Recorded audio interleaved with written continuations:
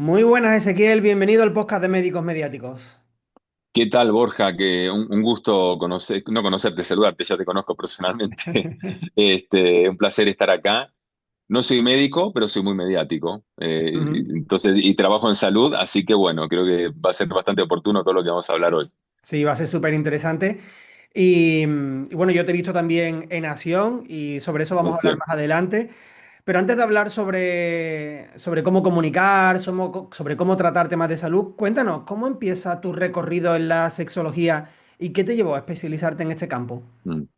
Bueno, fue bastante particular, porque no es que yo desde chico o inclusive adolescente o adulto joven decía quiero ser sexólogo. De hecho, mm, la sexología era muy poco conocida ya por los 90, que es cuando empecé a formarme como psicólogo. O sea, mi carrera de psicología empezó en el año 91, terminó en el año 96. Y de sexología sabíamos muy poco, tuvimos apenas, te diría, 3 clases de sexualidad a lo largo de 5 años. Ujú. Eh, entonces, mi llegada a la sexología fue por casualidad y era como una suerte de pasión oculta que ni sabía que tenía. Y fue algo así como en el año 96, cuando ya me recibí de psicólogo, empecé a hacer un programa en televisión como presentador. Se llamaba Ayúdanos Freud, un programa de psicología. Ese programa fue muy original, realmente. Fue un tremendo programa, no es por nada, pero armé un gran equipo, hicimos un programa muy bonito y el gerente de programación del canal un día me llama y me propone hacer un programa de sexo, al Ujú. estilo de uno que había en España, casualmente en esa época, que se llamaba Hablemos de sexo con la doctora Ochoa. Sí. Me animé al desafío, empecé a hacer el programa, no duró mucho, duró como 3 meses por unos problemas que había entre el canal y el estudio de grabación, la sociedad que tenían y qué sé yo, pero fueron 3 meses de mucha repercusión y fueron suficientes como para decir, me encanta esto, me Ujú. apasiona. Y un gran amigo, te diría mi principal mentor en mi carrera, el doctor Sorrónico Pelo, me avisó que en Buenos Aires habría una especialidad en sexología, una nueva corte, porque era una especialidad que llevaba ya como 20 años, para que averigüe y ver si me quería meter. Efectivamente, llamé, averigüé, me metí, estuve viajando a Buenos Aires, porque no era de Buenos Aires, para hacer la especialidad y ahí sí te puedo decir que me enamoré de la sexología. Esa fue la historia, ¿no? Fue como algo a lo que llegué de casualidad, de alguna manera, pero era un lugar en el que quería estar, indudablemente, y ya llevo 27 años de carrera. Ujú. Y supongo que fue en ese momento también cuando te diste cuenta de que como psicólogo y luego como sexólogo no querías trabajar únicamente en consulta, sino también divulgar masivamente, ¿no? A partir de esa experiencia en televisión. Sí, claramente, siempre pensé en divulgar y siempre pensé en hacer clínica. No tenía claro el alcance que iba a tener con el tiempo, porque digamos que de alguna manera yo le pego a la divulgación por todos lados, como conferencista, como escritor, como comediante, como, digamos, influencer o influyente en redes sociales, a través de eventos académicos. Y yo le pego a la divulgación por todos lados realmente, pero en ese momento no sabía cómo lo iba a hacer.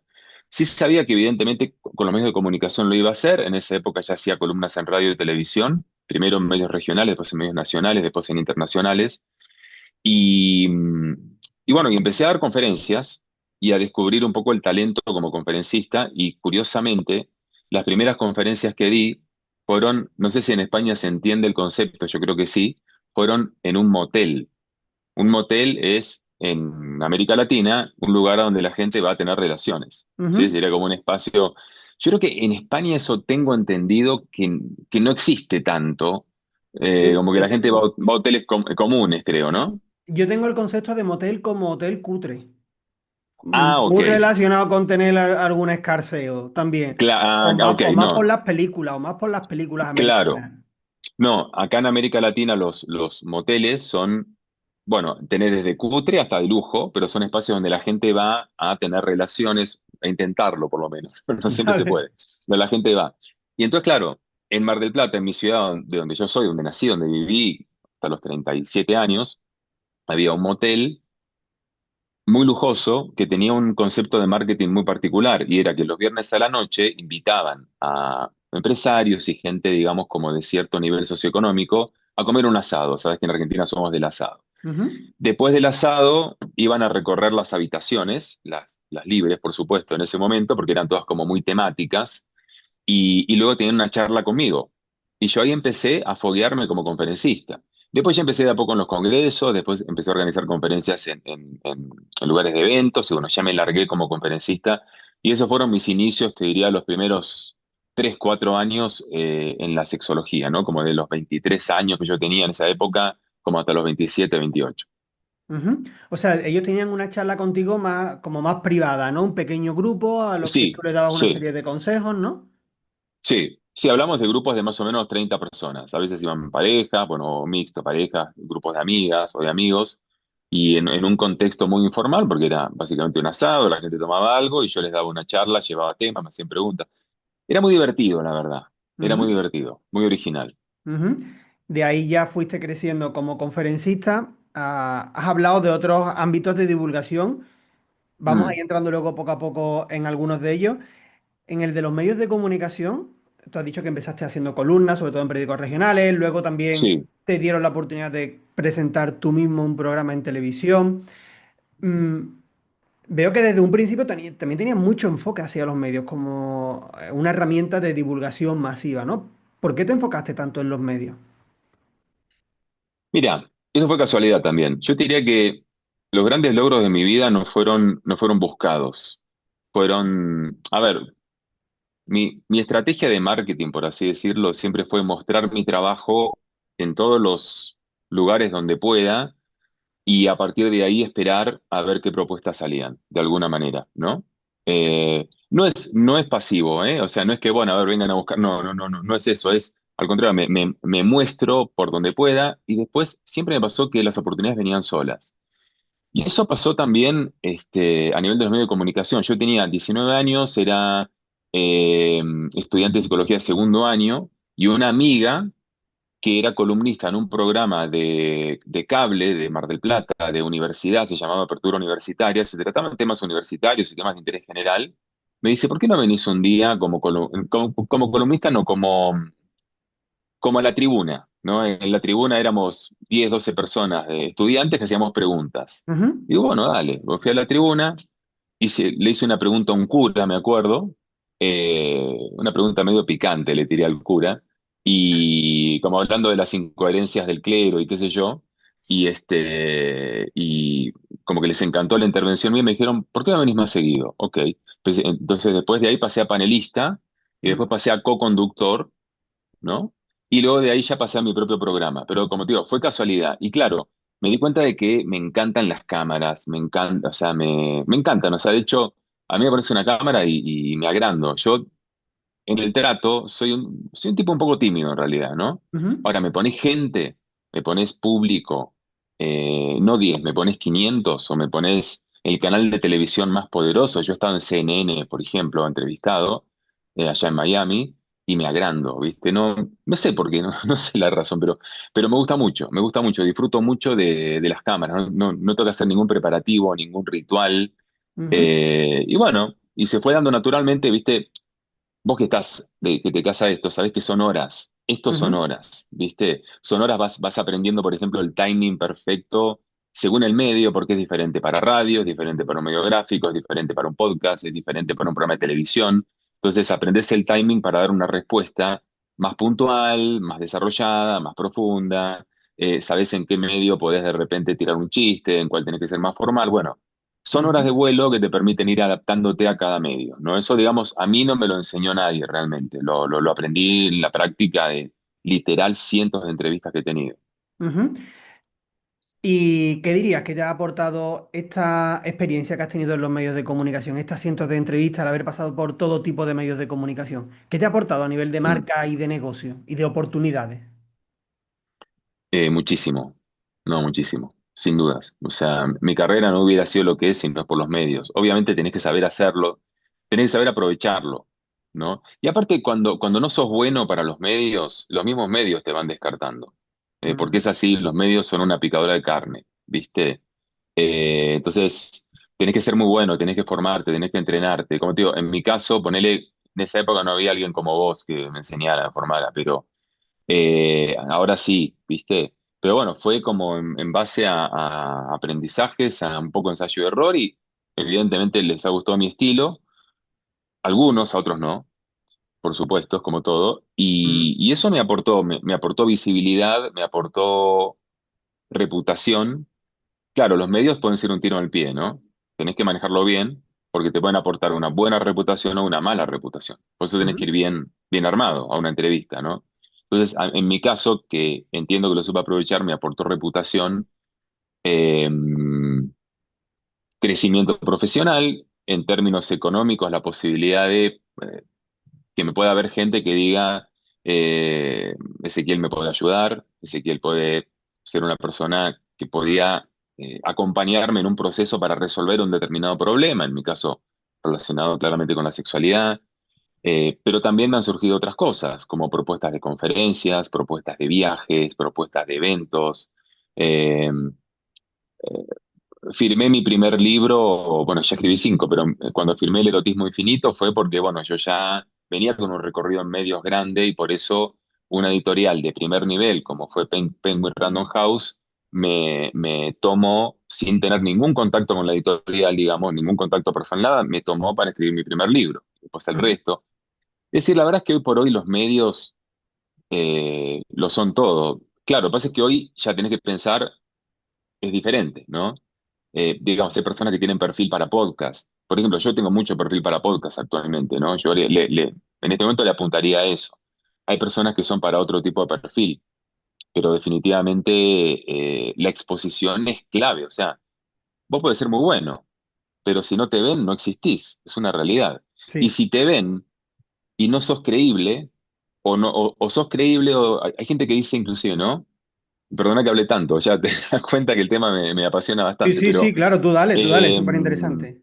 eh, hay gente que sabe y que vos te das cuenta que saben, pero Ujú, decís, no me da feeling, no siento que sea una persona cercana. Entonces, tenés que trabajar mucho las habilidades sociales como para que las personas te crean y para que las personas tomen como una decisión de pedirte ayuda o, bueno, o acompañamiento según lo que hagas. ujú. Tú tienes muchísima experiencia en los medios, como estamos hablando. Seguro que hay muchas personas que nos están escuchando que dicen, yo también quiero salir en los medios, pero no tengo esa capacidad de transmitir que tiene Ezequiel, esas horas de vuelo que comentabas antes. Mm, ¿Qué consejo le podrías dar a una persona que todavía no ha arrancado, pero que le gustaría hacerlo, eh, para darle ese pequeño empujón? mm. Yo lo que haría en ese caso, al primero, sé que es difícil, pero bajar el nivel de autocrítica y de exigencia, ¿no? Porque vos no podés ir a una primera entrevista y decir, tengo que hacer la entrevista del siglo, es decir, tenés que bajar la exigencia, ¿no? Me parece que lo ideal es empezar por medios pequeños, es decir, por ejemplo, puedes empezar por hacer vivos por Instagram, ¿viste? Con cuentas pequeñas, que decir, capaz se conectan 10 personas. No importa, a vos te sirve Ujú, como fogueo, como experiencia, ¿no? O ir a medios pequeños, ir a algunos streaming, o sea, empezar por medios que no sientas que son de un gran nivel de exigencia, solo como para no probarte, sino entrenarte, ¿no? Es ujú, como yo, por ejemplo, a veces a ver, ahora tengo un programa para hombres que les enseño habilidades de seducción y habilidades eróticas, entonces les digo, eh, salgan con chicas, no se preocupen por el resultado, por si conectás, por si tiene una relación o si, no sé, se van a la cama. O sea, vos tomate cada cita como una experiencia y como un aprendizaje. No te lo tomes como que tiene que pasar algo más. Y ujú, cuando vos planteas eso, la persona se quita la exigencia y va con otro mood, te diría, ¿no? Con los medios, lo mismo. Y me parece que también es importante que tengas claros 2 o 3 conceptos que querés dejar en una entrevista. Eso me ujú, parece fundamental, porque a veces pasa que vos decís, bueno, tengo 10 minutos en una entrevista en radio, ¿no? Pero tengo que decir 50 cosas. Es que a veces nos pasa mucho a los profesionales, ¿no? Que sabemos tanto, porque es la realidad, porque estudiamos, nos especializamos, que queremos decir todo, y es imposible decir todo. Entonces, claro, por querer decir todo, terminás diciendo cosas incompletas, a veces inconexas, Entonces digo, mejor pensar qué dos o tres cosas sí o sí tienen que quedar en las personas con la entrevista con este tema. Entonces, eso me parece importante. Y lo otro, dentro de lo posible, tratar de pedir como cuáles son más o menos los temas que se van a tratar o las preguntas que te van a hacer o lo que sea con anticipación, digamos, cuando no tenés experiencia. ¿No? Cuando tenés, por ejemplo, a mí, de hecho, me encanta que me sorprendan. O Ujú, sea, me disfruto que me sorprendan con las preguntas, ¿no? Entonces, creo que cuando estás empezando, sí es importante más o menos saber por dónde ver la entrevista. ujú. Muy buenos los consejos que nos acabas de contar. Yo seguiría hablando sobre los medios de comunicación porque me encanta, pero hay otros aspectos A mí tuyos también. que también quiero Tendríamos que aprender. hacer otra. Deberíamos hacer otra exclusivamente sobre medios.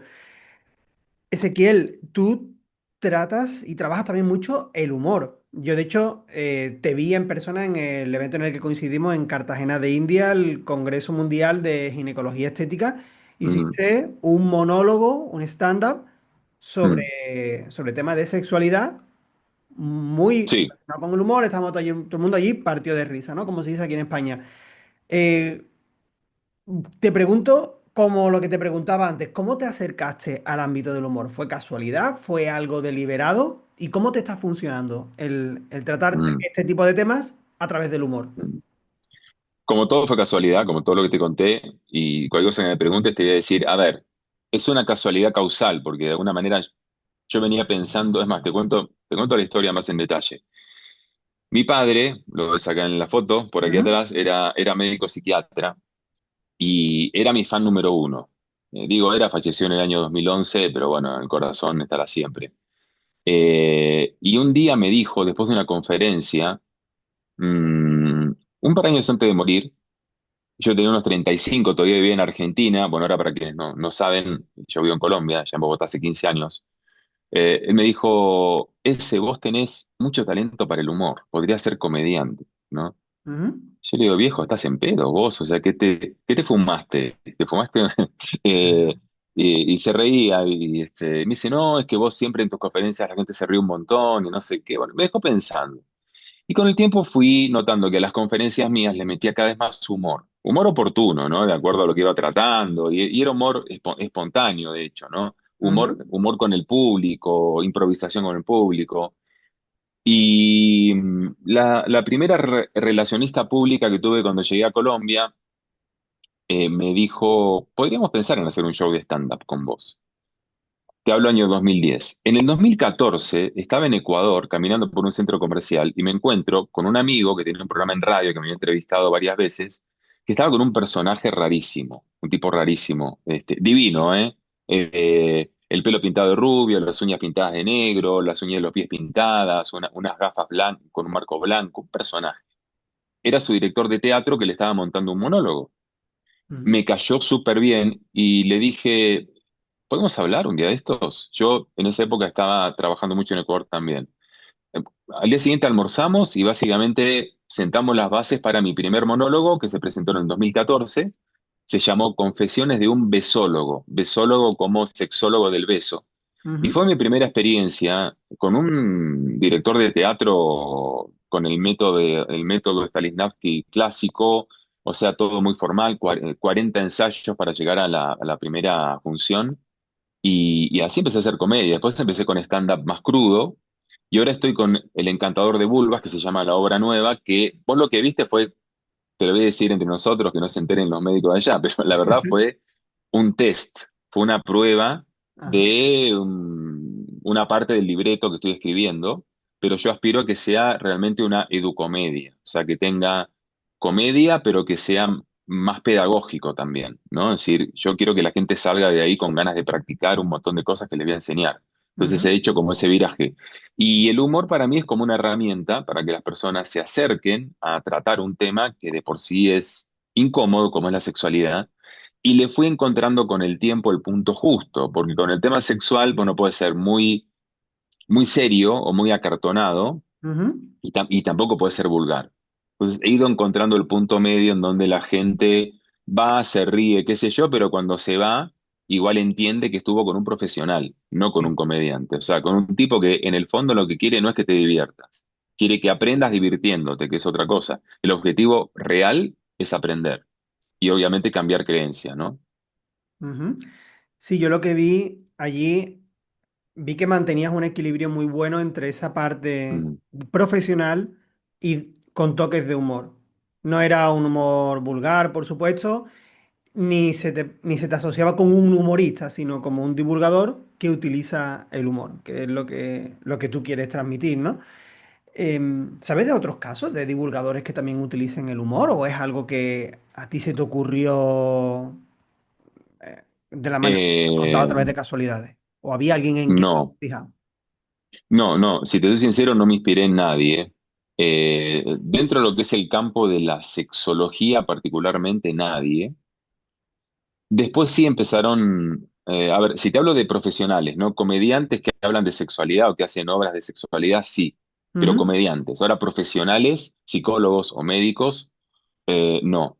Después sí, algunos, sí aparecieron varios. Debo reconocer que soy bastante pionero en muchas cosas, ¿no? Como cuando en mi cuenta de Instagram, los muñecos que uso como para mostrar cuestiones sexuales, para evitar la censura de Instagram, los muñecos de crochet, fue una idea que se me ocurrió en pandemia y después empezaron a aparecer todos mis colegas, las mujeres sobre todo, con los... Y a mí, bueno, me encanta que me copien, porque al final decís, bueno, si te copian es porque sos original o sos creativo, claro. ¿no? Y con esto pasó lo mismo. Sí hay algunos psicólogos que hacen monólogos de temas de psicología y que les meten un poco de humor, por Ujú, ejemplo. Eso sí, pero desde la sexología no. Y de todos modos, menos aún con tanto balance de humor como hice en algún momento. O sea, yo llegué a hacer prácticamente 90-10, 90 humor, 10 pedagogía. Ahora ujú, estoy apuntándole un 60-40, ¿no? 60 humor, 40 pedagogía. Normalmente lo que veías en los psicólogos era 70-30, 70 pedagogía, 30% humor. En mi ujú, caso, yo creo que lo transgresor fue meterle mucho humor, como dos o tres situaciones cómicas por minuto, más o menos, lo cual en un rango de stand-up no es tanto, pero sí para un monólogo de un profesional sí. Y bueno, así lo fui planteando. qué bueno. Ezequiel, tú tienes también una marca personal muy reconocida. Si Mm, para quienes estén escuchando el podcast a través de Spotify o iVoox y no estén viendo la imagen, siempre vas con tu chalequillo, con tu mm. sombrero.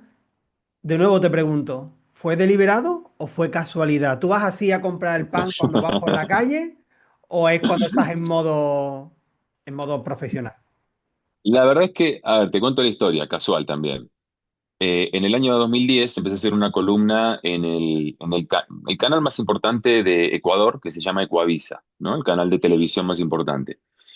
Eh, Básicamente un día fui a hacer una entrevista por una difusión de un evento que tenía, les encantó mi entrevista y dijeron queremos que hagas una columna con nosotros. Entonces yo en esa época ya vivía en Colombia, entonces me llevaban una vez al mes a Quito, grababa todo y bueno, y al siguiente mes volvía.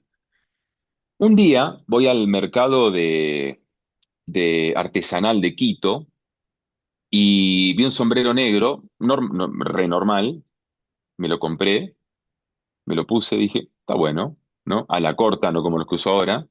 Ujú, Llego al estudio, voy al camarín, la vestuarista ya tenía mi ropa lista, me quito el sombrero, me pongo la ropa, voy al estudio, la chica me había visto entrar, nos saludamos, y cuando voy al estudio me dice, ¿y el sombrero?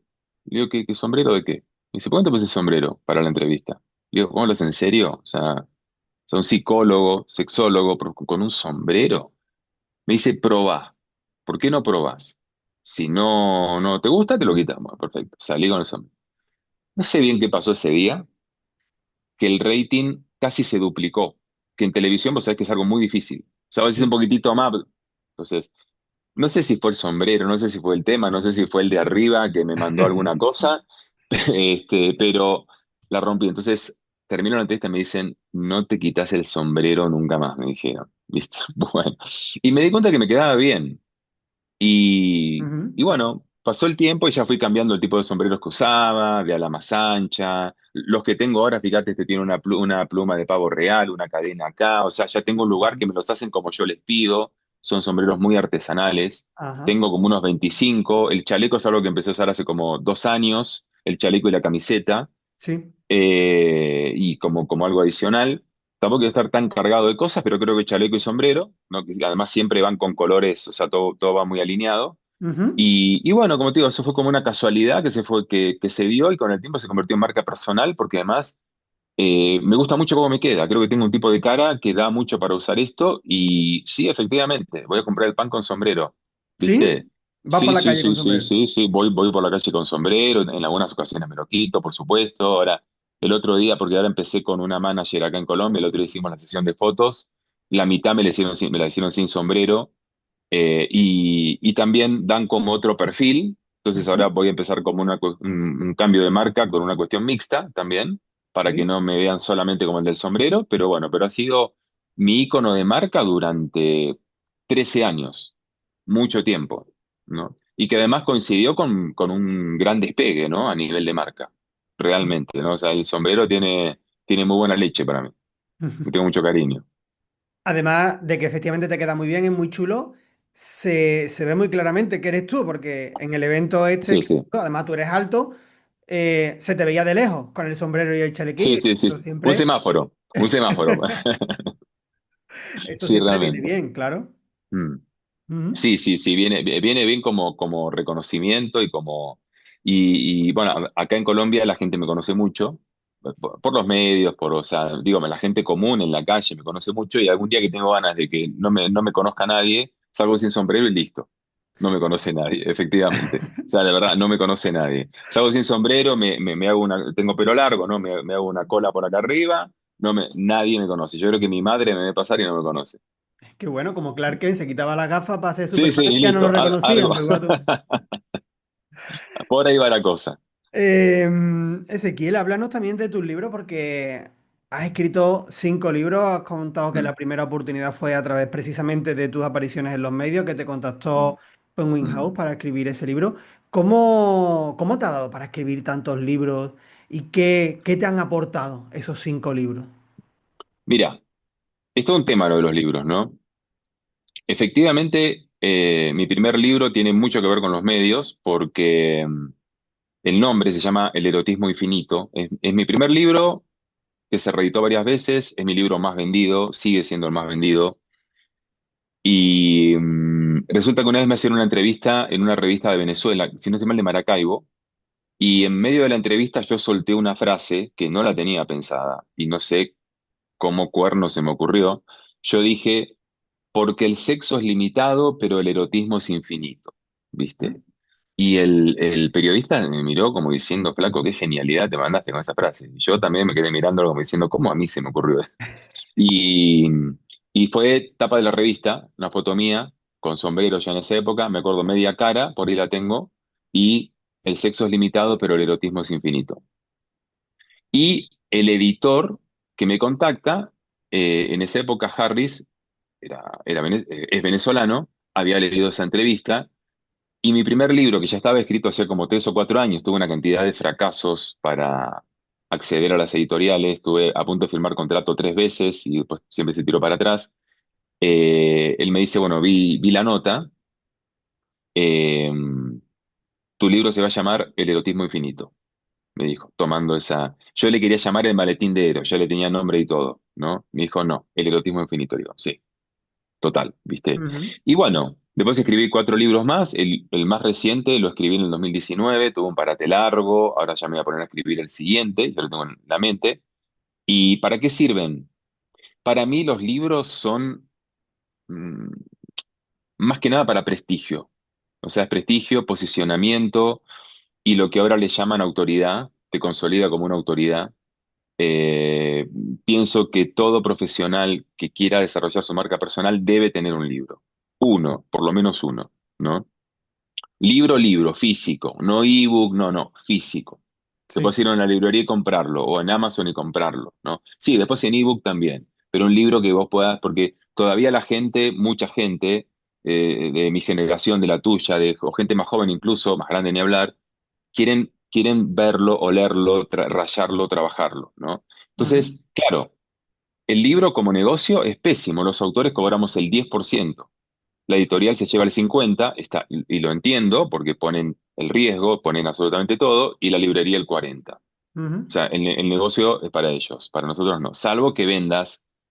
200.000 libros, que decís, bueno, me gano más o menos, según lo que valga, unos $300.000, decís, bueno, perfecto, pero si no, realmente es mal negocio. Como posicionamiento, como autoridad, es muy importante y para el ego también, porque te digo que lo que me pasó a mí, entré a una librería de las más importantes de acá de Bogotá y en el escaparate principal estaba mi libro ahí, que aparte había un montón de libros míos, era una pila alta, ¡buah! Qué Casi me maravilla, ¿no? muero, o sea, casi literal se me quedan las lágrimas, o sea, es para el ego en el buen sentido, porque todos tenemos ego y está bueno que lo tengamos, ¿no? Pero es amor para el ego, para el alma de uno, porque sí, de verdad es muy fuerte la sensación. Ujú. Qué bueno. Y nos has comentado que estás preparando el siguiente libro. ¿Tienes fecha Sí, de salida o todavía no lo tienes claro? no, no. De hecho, estoy en un replanteo en este momento grande de mi marca personal y, digamos, de mis líneas de negocios, entre ellas el libro, con lo cual todavía no tengo, o sea, tengo una editorial con la que seguro publico, sin embargo, como ahora tengo manager, acabo de firmar hace una semana exactamente, eh, ya todo depende de ella, y aparentemente mi libro iría por otro canal, entonces, bueno, no tengo fecha, no tengo nombre, o sea, tengo el nombre en la cabeza, tengo el concepto en la cabeza, yo un libro te lo escribo en un mes, ponele, bueno, ahora que estoy muy ocupado, puede ser en 2 meses, Ujú. y aspiraría a poder llegar a la Feria del Libro de Bogotá, que es en abril del próximo año. Con lo cual sacarlo tipo marzo, febrero, marzo. Ese sería el objetivo. Ujú. Qué bueno. Pues bueno, mucho ánimo para llegar en fecha y tener tu sexto libro. Ojalá, ojalá. Y bueno, Ezequiel, por ir terminando con la entrevista, para quien todavía no te conozca, de las personas que están escuchando este episodio, ¿dónde te pueden encontrar? ¿Dónde te pueden seguir? ¿Dónde pueden aprender sobre ti? Bueno, básicamente hay tres caminos, te diría. Citaconezequiel.com, que es mi página web, que te lleva a todos mis otros medios. Tengo una buena presencia en YouTube, mi canal Cita con Ezequiel también.